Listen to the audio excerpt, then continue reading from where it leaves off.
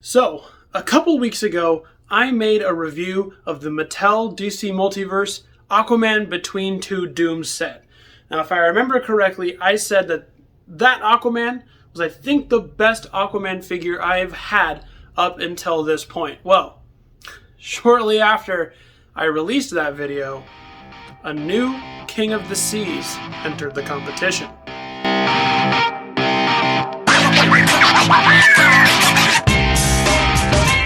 What's up, everyone? Deceptibot9 here, and welcome back to my channel. Thank you all for joining me here. Go ahead, and if you like what you see, go ahead and hit like, go ahead and subscribe as well so you can stay tuned for future content updates. And if you like what I do here, go ahead and follow me over on TikTok, where I make shorter form content about all things nerdy that I like, and follow me on Instagram as well, where I post pictures and quick videos of things I get, things I enjoy, all that fun stuff. Without further ado, let's go ahead and talk about what we're about today. So, you can all tell by the title, McFarlane Endless Winter Aquaman.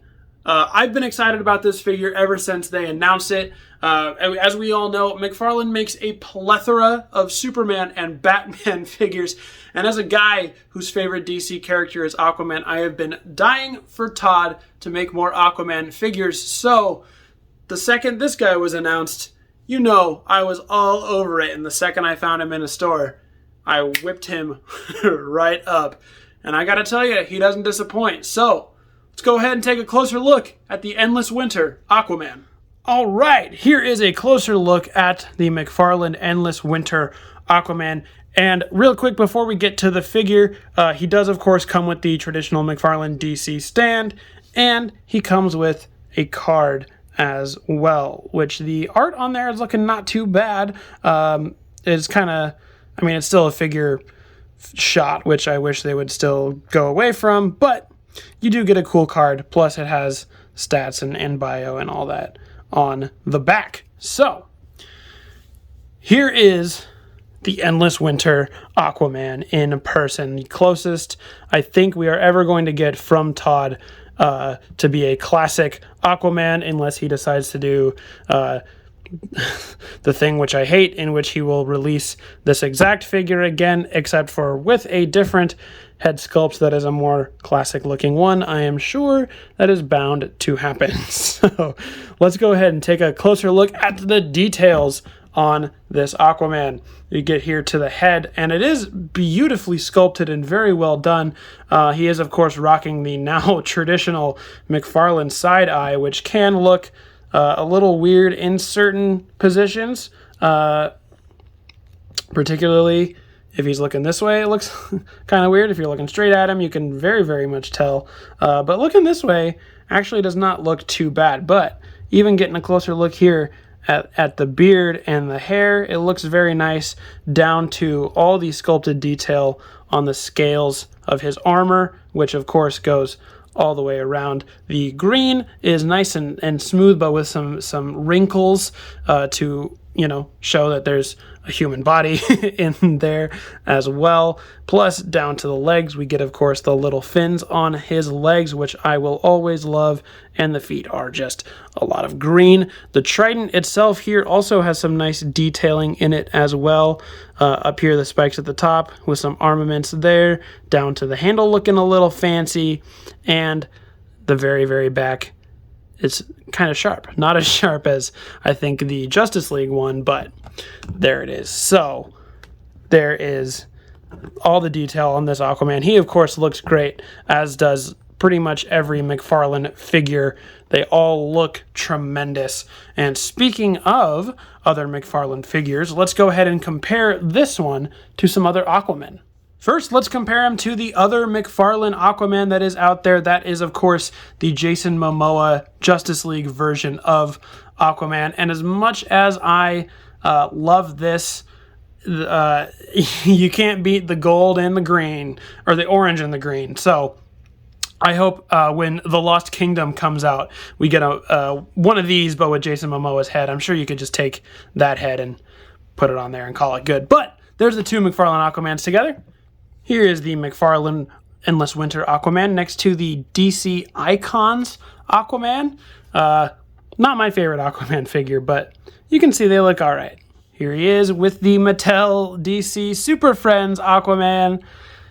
Obviously, two drastic different interpretations of the character, but we love them both the same.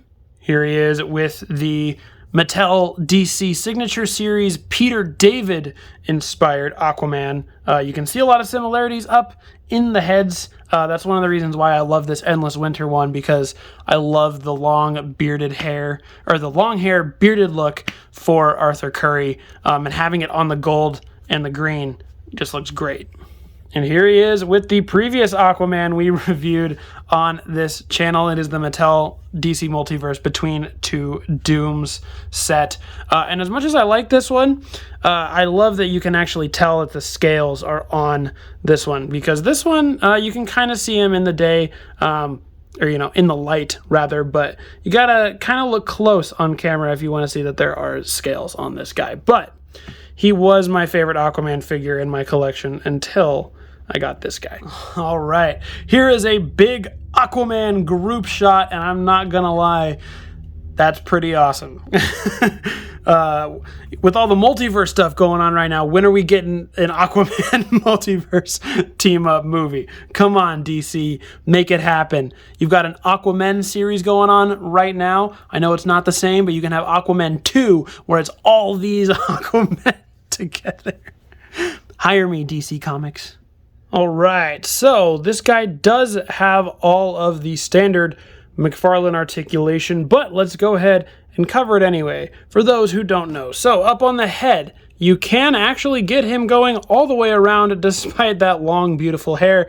He can look down about that far, cannot look very far up. His arms do go all the way around. They are on small butterfly joints as well. They go out I think a lot farther than some of the other ones I'm used to. Some of the more recent McFarlane figures have been getting a lot more upper range than I'm remembering. And swivel all the way around at the bicep. Of course, a double elbow joint right there as well. And, of course, the traditional wrist hinge up and down and swivel all the way around, which can, you know, make the wrist swivel which way you want it to. I don't know why he comes with a trigger finger. This is always my issue with McFarlane, is he gives bad hand choices. Anyway, the upper waist, or the upper ab cut can swivel around, not very far, but it can, you know, make him go woo, and the lower waist one gets him going all the way around, and it is a dumbbell, so of course you can make him crunch and rock around. Legs go forward that far, they go backwards that far, they go out that far, so you can get him basically doing the splits. I would count that. If you were in my Taekwondo class, I would count that. All right, bring him back. And there is the ever so slight thigh swivel, but not very much. The double knee joint as well, which is slightly hindered by his beautiful fin there on his leg. And the ankles have, again, all of the traditional McFarlane twists and turns and toe bend as always. So yeah, as you can see, he would look great in some sort of swimming pose where he looks like he is commanding the seas, in a sort of ready for war, commanding your troops pose. You can get him in a sort of low defensive fighting stance as well. Or if you really pissed him off, he's just going to throw the trident at you. All right, that is going to be it for a closer look at the Endless Winter Aquaman. Let's go ahead and throw it back up for my final thoughts. All right, so what are my final thoughts on the McFarlane Endless Winter Aquaman? Well, as someone who loves the McFarlane figures and loves Aquaman, this is very easily my favorite McFarlane figure. There's nothing different really about the sculpture, the articulation. I've just been having a ton of fun posing him, and I love the way he looks because Aquaman is my favorite, so you can call me a little biased there, but that's okay. If you like all the other McFarlane figures, I don't think you will hate Aquaman. Unless you hate the character, then you probably will. But besides traditional McFarlane grievances like the side eye, wrong types of hands to be putting on him, and a weapon that is just made out of very, very soft plastic. Overall, he kills it. Great sculpt, great articulation. He is a whole lot of fun. All of that jazz.